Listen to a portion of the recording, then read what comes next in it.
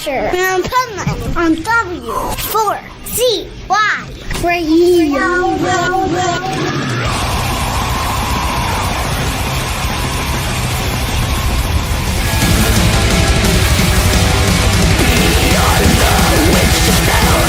Accusations of black magic, demons arise from hell. Satan's mirror gates to fear. This is the Pipeman here on the Adventures Pipeman W4CY Radio, and I'm here with our next guest who has some killer music that we're going to talk about. After my own heart, some of the genres that their influences are. So let's welcome to the show, Gravewitch. How are you? We're doing great, man. Thanks for having us. We're stoked to be talking to you. Oh, stoked to have you here. And I got to say, I never talk really about band names, but what I do want to say is, how the hell did you get that name? Because that is a cool-ass name, and it's so hard to get names these days for bands. You know? Well, we started a band back when we were in high school. We were sophomores in high school, and what I did is I made two columns on a sheet of paper with just a bunch of different words.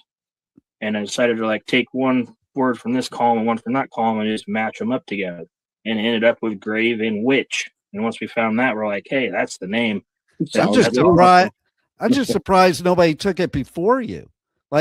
Same here, seriously. I'm from the original thrash and death and black metal days, and that name should have came up then. I don't even know how it didn't. Yeah, for sure. It's perfect. And so I want to know for both of you, what was that moment in time that really this type of music grabbed you and grabbed your soul and said, this is what I need to do? Oh man, that would probably be around the time Chris showed me Metallica, Slayer, the Big Four, and then shortly after that, it would be really have grabbed our souls and be like, this is what we need to do. When we discovered bands like Testament, Kreator, Sodom, etc. There's a huge list. It just keeps going. Yeah, it was more so we got into the more extreme heavier metal after listening to the Big Fours when we decided that we wanted to be in a band and play extreme metal. So nice. You know, I always love seeing how bands or people throughout time since the beginning of the whole thrash, death, and black metal scene, how they became into that music. Like for us, I was at Slayer and Metallica's first show ever. So I was there before thrash was even a word, and I'm a total thrash metalhead.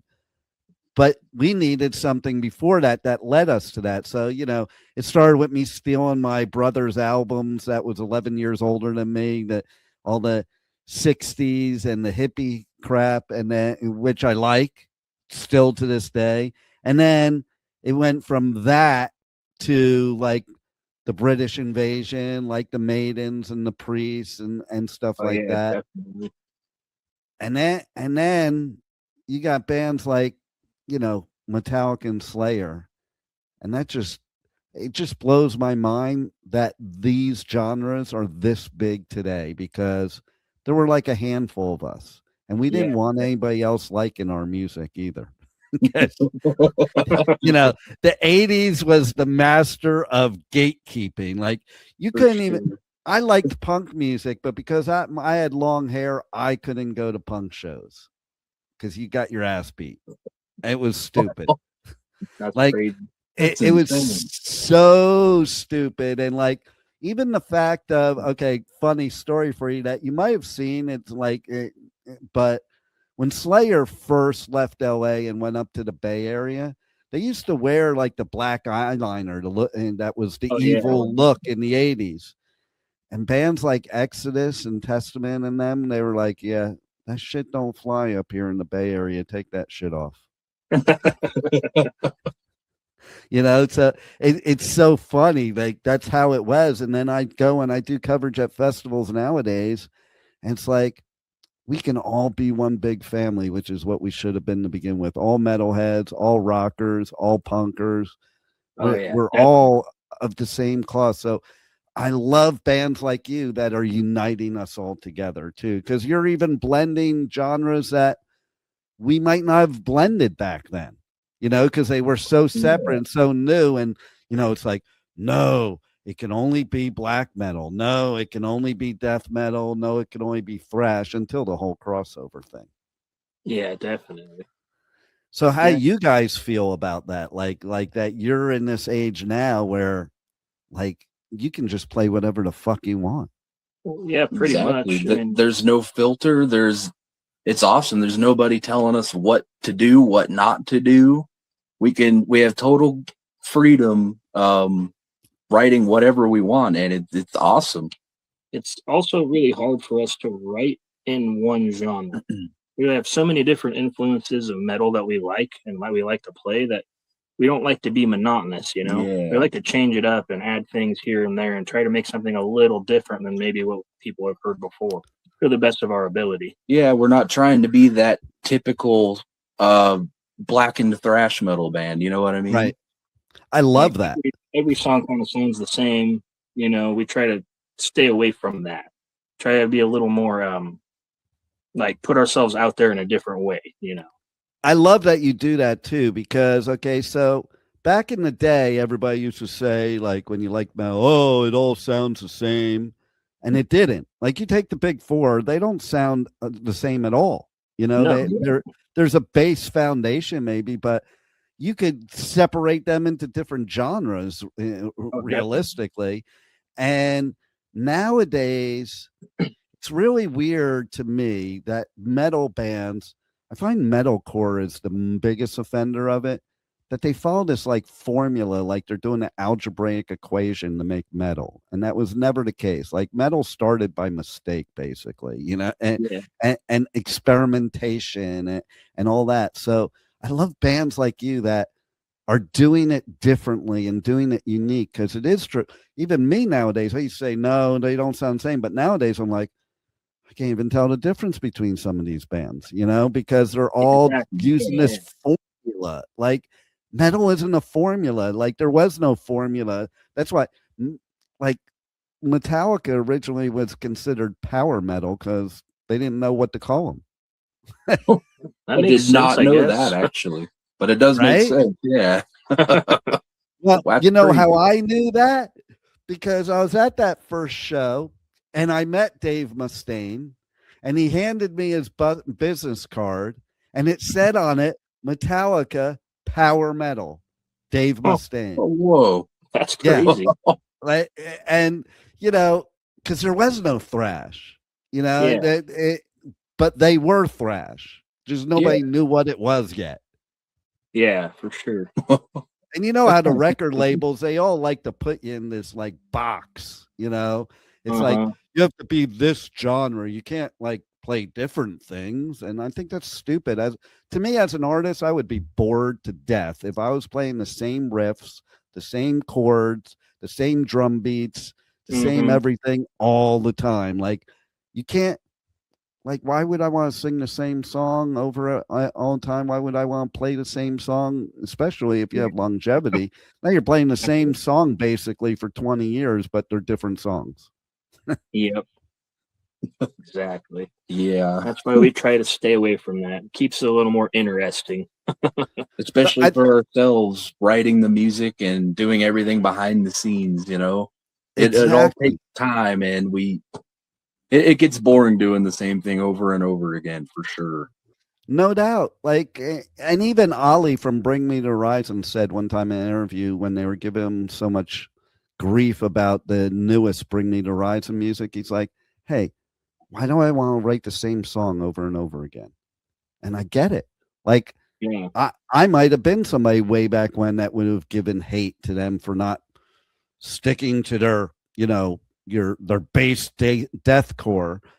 But now that I'm an adult, I realize, like, holy shit, now I know what bands go through. Like, even like James, like, he talks about how Seek and Destroy is played at the San Jose Shark games, but he complains, not really complain, but he's like, I don't get why they play the original version. I didn't know how to fucking sing.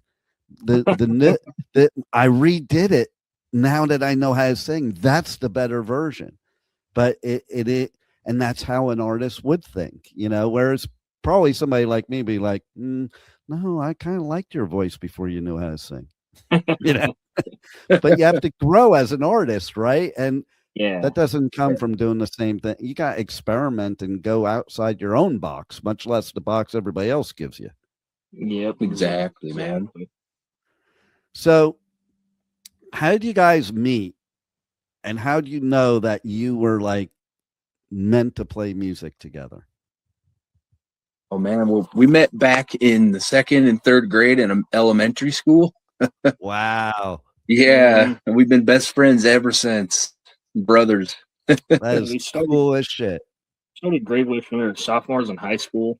I was in 2 other bands during like the beginning of high school. Didn't end up working out, and then me and Andrew got back together and decided to make Gravewitch because I wanted to start playing more thrash metal, black metal, and whatnot. Because my other bands were more like punk. One of them was kind of like stoner metal, kind of like Black Sabbath, a little bit Electric Wizard style. Yeah, but I really wanted to get into the extreme stuff, so we got together and just ended up creating Gravewitch, and have been doing it ever since. I think we started in 2013 in November. Yeah. And we've been going strong ever since, and we're never going to give up, never going to quit. This is our life. Nice. We have our set. Well, that's like when people say to me, I used to like metal, and I'm like, then you never liked metal. There's no metalhead that says they used to like metal, Yeah. And being best friends, I think that's so important, because like it's got to be hell to be in a band with people that you're not best friends with. Like even that you're friends with, there's friends I have that I can only tolerate in certain doses, like, so being on a bus together and wanting to kill each other, I don't think would be good. You have to be best friends. It's like bands it's like there's a lot of bands that are like siblings, and I always say to them, I'm like, I don't know, if I was on tour with my siblings, I'd probably kill them all. We do good.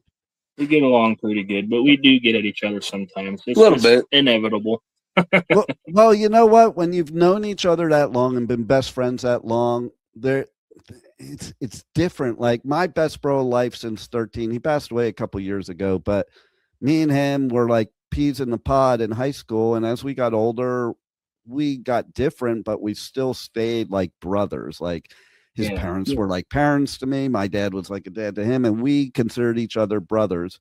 And there were things we agreed on, things we disagreed on, but like you like embrace the differences because you have that connection that you've always you don't. And I think that's what makes making great music too. If you were both exactly the same, I think that would make the music boring, because each of you bringing something to the table that can appeal to more people.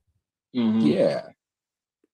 And somebody that can tell you, hey, you're being a douche, or no, that song doesn't work at all, and you don't get offended by it. Like when it's your best friend that does it, like that you've known that long, it's almost like, okay, maybe I better listen. Like anybody, I know that's the case with me. Like anybody else tells me, I'm like, you don't know what the fuck you're talking about. My bro used to say something, I'm like, oh, okay, maybe I better think about that. Yeah, definitely.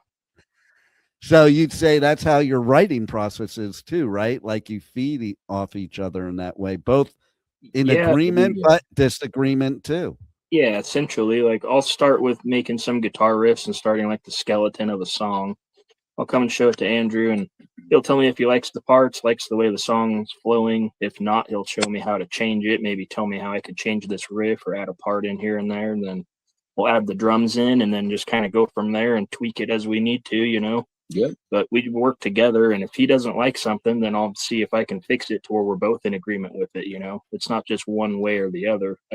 We prefer if we're both agree on everything than to have it be one-sided. Yep, so. And if we both just don't like it, then we come to an agreement and we make it known to each other. We don't just keep it if we don't like it.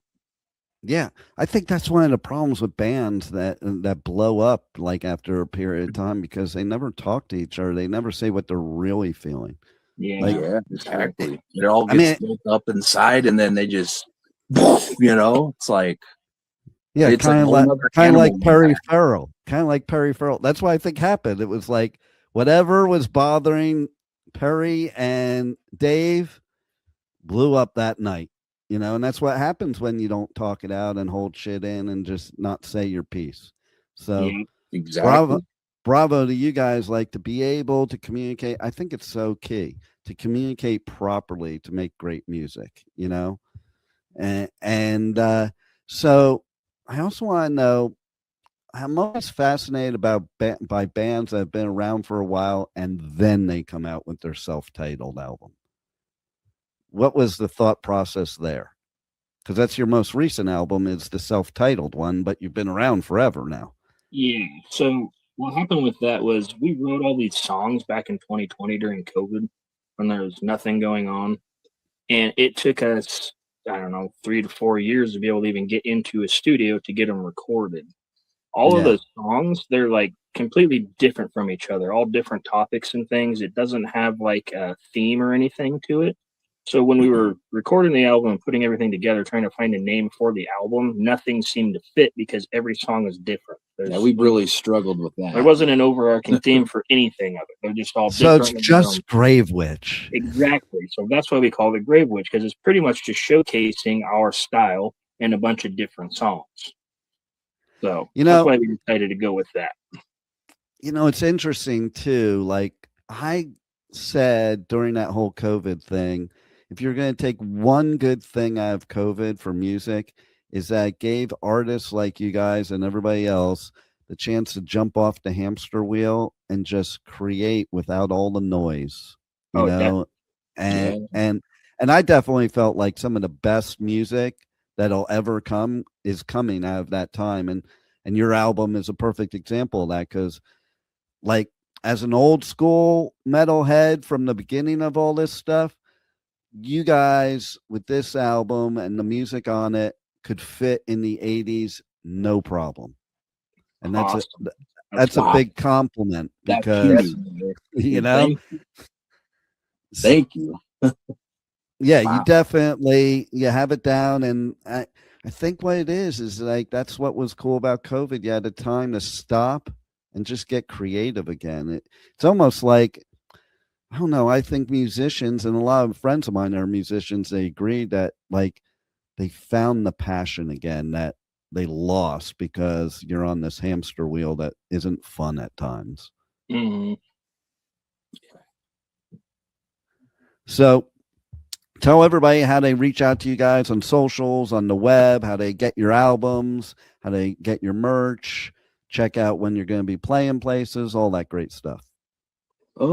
We are pretty active on posting to our Facebook pages and our Instagram accounts. Another good way to find our merch is to search Gravewitch on Bandcamp.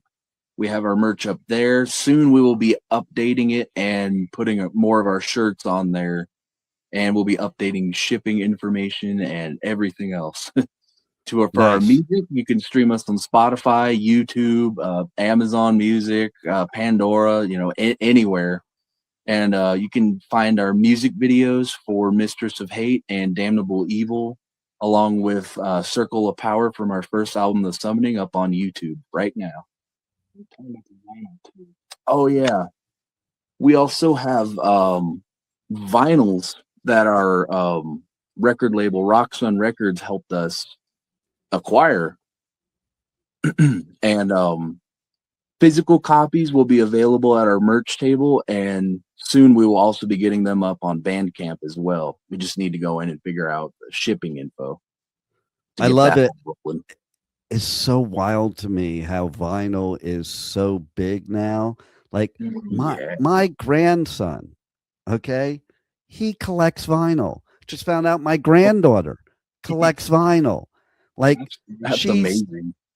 They're both like, you would think they wouldn't want vinyl at all, because they're both growing up in this age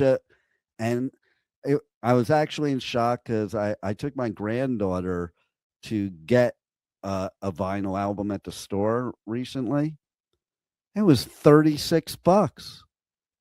I was like, holy crap, $36 for vinyl. I'm like, I told her, I'm like, you could come to my house and I got stacks of vinyl, some that's not even open, that you can see the price tag on it, where it was like $2.99. Wow, man. Like, I could imagine when I was a teenager buying vinyl for $36. It was enough to scrape together whatever I needed to scrape together to get even a demo tape. Yeah, for sure. You know. But man, it is kind of cool. I have this one vinyl of a band I interviewed at a festival recently. Like, what they do with the vinyl is so amazing. It has like their blood actually in the vinyl. Wow. Whoa, That's Like, that is sweet. so like it's kind of wild what's going on nowadays. But you like the fact that my grandkids are collecting vinyl, that just says a lot to me. And it says to me that maybe, just maybe, music is making a comeback, opposed to the let me listen to 10 seconds and move on to the next track. yeah. Yeah. You know, like, we like to listen to the full album usually, especially if it's a good one. That front to back, hell yeah. oh, no doubt, no doubt. And like, I even get into times now where like something's going on where I'll just go through the whole catalog of one band from the first album to the last and just listen straight through to all of them. You know, it's like there's some anniversary. Oh, well, then I better listen to all the albums, you know. Especially like musicians that passed away, you know, it's like you gotta do that. Right. And like, listen, part of the experience that I think kids are missing today, that maybe now they're getting back because of this resurgence, is I remember sitting on my balcony. I'd buy an album. I would put the headphones on. I would look at all the artwork. I'd read all the lyrics. Like, I would just totally immerse in it. And the thought of even changing a track didn't even occur to me because I was in there for the whole thing. Like, imagine listening to Dark Side of the Moon, only a track, or, you know, a couple seconds and then skipping to another song. Yeah, that doesn't do you any justice. Right. And so, you know, I mean, I think all of the art is a super immersive experience. And especially nowadays when we have so much bullshit going on, we need the escape of music. And that's what happens with an album. You escape in the album, and who cares about anything else? Yeah, that's more important now than ever. Seriously. No doubt. So thankful for bands like you that are putting out albums where we could do that. And especially like your namesake album. I mean, the fact that it's got so many different types of songs on it makes me want to listen to a whole album, because you don't know what's coming next. Yeah, for sure. That's Hell cool. yeah. So any final words, things you want to say to anybody that we haven't covered already that they need to know that's going on with you guys in 2026? We're just kind of working behind the scenes, getting new music written. We are working on releasing 3 singles between no time date yet, but between this second album and third album, we want to release 3 more singles before we put out another full album. Nice. Cool. Been writing a lot of music. We have about, besides the 3 singles, I think we have 6 or 7 songs for a third album so far. Probably write 4 or 5 more maybe, and try to hit the studio and get it out within another year or so if possible. So very cool. Well, you guys rock, and thanks for making us such great music, and thanks for being on the adventures of Pipeman. It is a pleasure, man. Thank you for having us. It has been a pleasure to talk to you, man. I love hearing that, because I think as if I were the musician, you know, getting interviewed. And sometimes, like when I do the festivals, I'll listen to some of the other people. I'm like, oh my God, I would be like shooting myself right now if I was the artist. Like, you got to make it fun and interesting. Like, you guys are artists. this is the business side of it. Don't make it the business way. You know, it's like, have fun with it. Be creative. Exactly. Let it take a life of its own. That's my viewpoint, you know? Yeah. And then that's when you find out the gold. That's when you find, and that's when the band is into it. Like nothing would kill me worse than if I saw in the eyes of the band while I'm interviewing that they're just not into it. Like, this is supposed to be fun for all of us. That's what music's about. And that's what you guys are about. So I love it. Hell yeah. Hell yeah, man. Dude, thank you so much. My pleasure. You guys rock. Take it easy. You too, man. Take care. Have a happy new year. You too. Thank you for listening to the Adventures of Pipeman on W4CY Radio.